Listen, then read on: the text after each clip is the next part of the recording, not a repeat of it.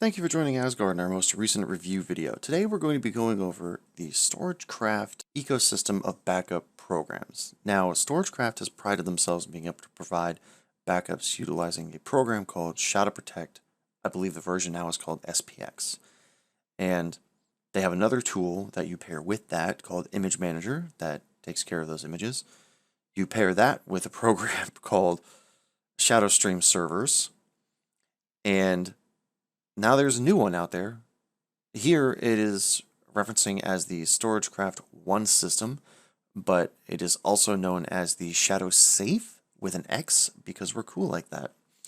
So Asgard MSP does not use StorageCraft's backup utilities anymore. We moved away from using StorageCraft simply because there was no global online platform you can log into to manage your backups and make sure your backups are going well.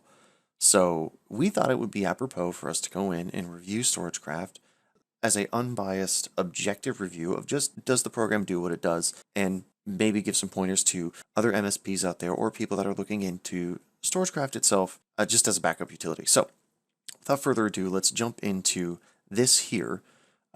This smaller box here is a RDP open to our smaller data center that we have, and we set up the StorageCraft 1 system as just for a trial.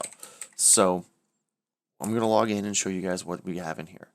So immediately when you get in, you see your system health, how many machines are connected, and your protection status.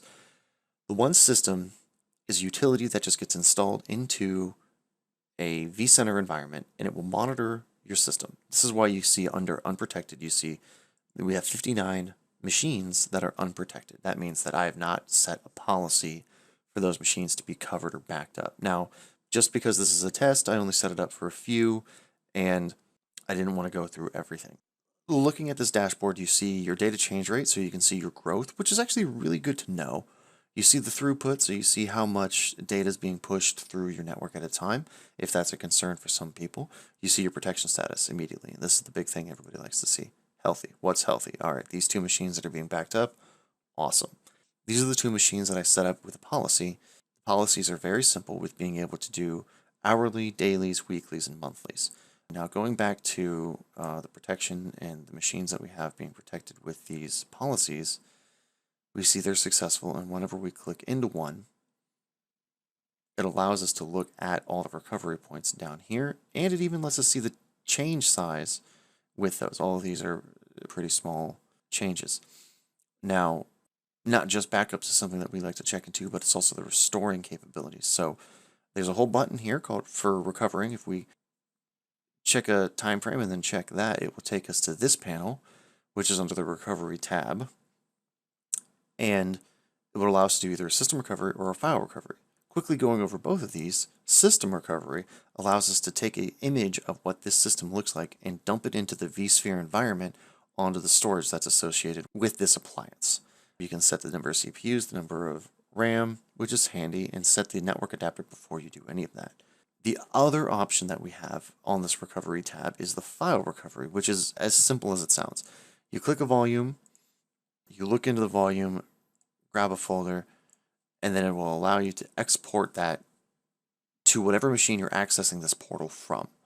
Now, this will almost always be accessed locally, though you can set it to be hit through a public IP, so that way you can be outside your organization and download files outside. And that's really the meat and potatoes of what the 1 system can do. Its biggest role is to back up and manage things locally. So, without getting too far away, this is basically backing up and managing backups specifically for virtual environments, even more specifically for a virtual machine, a VMware environment. They don't have Hyper-V yet, but they are working on it. They told me that that is on the roadmap for them to have native Hyper-V support, most likely within a year.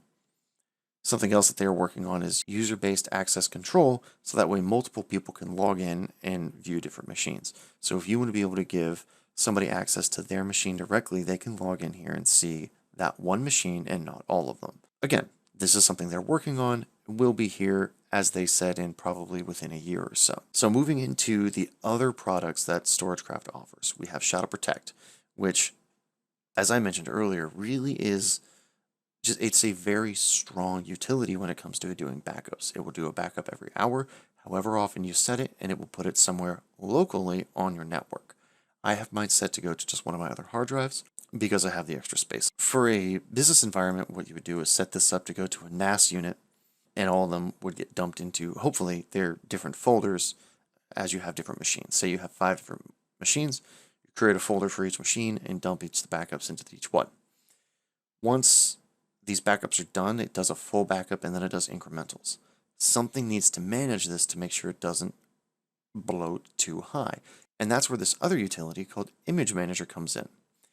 Image Manager's job is to basically watch a folder and compress things as it sees them. It will look at it and say, hey, here's a backup, here's a full, and here's a bunch of incrementals. You can actually see them down here. If I expand this a bit, you can see all of these. .spf is full, Shadow Protect full. So this is the full image here. And then we have incremental, incremental, incremental, consolidated incremental, consolidated weekly. So what's happening is over time, it will consolidate down into different days, like this sd.spi, and then the cd.spi, and then the cd-cw.spi. Those are compressions of a weekly and a daily for me to be able to back up to. Image Manager takes all of these things and compresses them and makes sure that the folder in the file doesn't go way too big over time.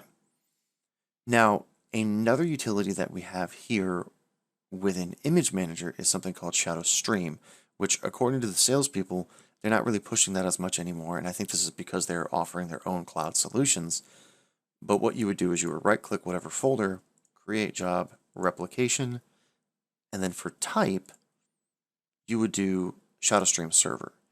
And Shadow Stream Server is where you can set up somewhere else. Let's say your office has 2 main offices. You have yours in Philadelphia, and then you have one in Seattle. You can set up a Shadow Stream server in Seattle to receive the backups from Philadelphia. You can set up a Shadow Stream server in Philadelphia to receive the backups from Seattle. And that way you have off-site backups going across, and you don't have to have a VPN or anything set up and open for those backups to flow, which makes things a lot easier from a management perspective. The biggest failings that I see within the StorageCraft ecosystem in general is the lack of a one-pane glass. Now, speaking from an MSP standpoint and how we used to use this, and this is an issue we had then and we still have it now. If you're using a combination of Shadow Protect and Image Manager to manage all your backups, they do a wonderful job of backing up and managing those backups so they don't get too full. But you have to manually log into your Image Manager every day to check that backup. And what's going to happen is you're going to log into the Image Manager. You might not see any issues because Image Manager is not seeing any changes. Well, now you have to go to the folder. You have to go to that server that folder is failing and figure out why is that failing. Oh, okay. Well, can't back this up. So the issue that we take with the StorageCraft solutions is that there's so many different individual programs that also means there are so many individual points of failure. Having many points of failure is not necessarily difficult if you could easily identify where that point of failure was. And how our management used to go is we would monitor the Shadow Stream folder in our data center. So we would log in and check the folder. Were there changes made today? Yes, good. That means we got backups today. But what would happen is we would see this folder didn't get changed today. So we'd have to go in and find, okay, is that on us? Did we not receive the files? Well, we'd have to back up, log into the Image Manager that's pushing the images and be like, okay, well, this folder is failing. Now we need to figure out why this folder is failing. It's failing because the Shadow Protect services got hung or something like that. It's a cumbersome process that doesn't neatly identify when there are errors. When the program is working, it's fantastic. When it's not working, it's a pain to figure out why and how to correct that. That being said, I don't necessarily have huge issues with how these systems process backups. Again, like I mentioned earlier, the biggest issue is the lack of being able to push it to the cloud. Now, here with the replications, as you might have seen earlier, along with ShadowStream, we see Amazon Storage and StorageCraft cloud services.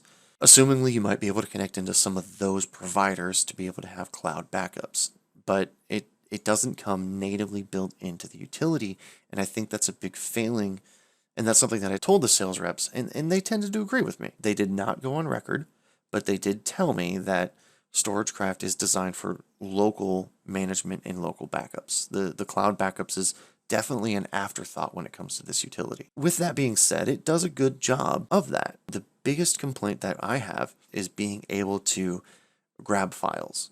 The process to grab files, as we showed with the earlier one, is the cumbersome process of going into the backup, clicking on the recovery point, then click recovery, then click file recovery. So you can see how many clicks this is already taking. I don't even need to go through the rest of this. And this is the one in our data center. Looking at here with Shadow Protect in the image manager, you would open up to the folder that's direct. So you navigate to the folder, and then you will right click on whichever image you want. And then you will just do StorageCraft Quick Mount. And what this will do, put in the password, it will do a quick mount of that image onto your system. So here, now I have a new Z drive, which is the C drive that I used to have. And then I can go in here and grab whatever I needed to by drilling through the different files. And to get rid of it's just as easy. You just right click and then there's StorageCraft Quick Dismount. It's really, it's almost easier locally to recover a file than it is utilizing the one system. That being said, I think that it all does a fine job, but the biggest problem is the ease of being able to recover files, the ease of restoring in general if you're not connected to a vSphere environment is very cumbersome. One system is very clearly designed for a virtual environment and being able to fail over into that virtual environment, hoping that you don't need to fail over somewhere else. There are a lot of plugins and things that you can do to expand on that ability, but nothing to really fully fail you over somewhere else. And that really kind of wraps up our StorageCraft review. Please keep an eye out for our other reviews that we are working on. Be sure to give this video a like and follow this channel if you just like tech reviews. Thank you for watching. Thank you for watching that video. We hope you found it informative. Please like and subscribe to this channel to find more videos just like that one to help you in your business needs. If you would like to be part of a discussion when it comes to backups and resiliencies, please join our Facebook group, Resiliency Masters. There is a link to it in the description of this video. There, we discuss backups between ourselves and other business professionals just like you. Other than that, please feel free to visit our website, send us an email, or give us a phone call, and we can talk and start a discussion with you. Don't forget to like and subscribe, and thanks for watching.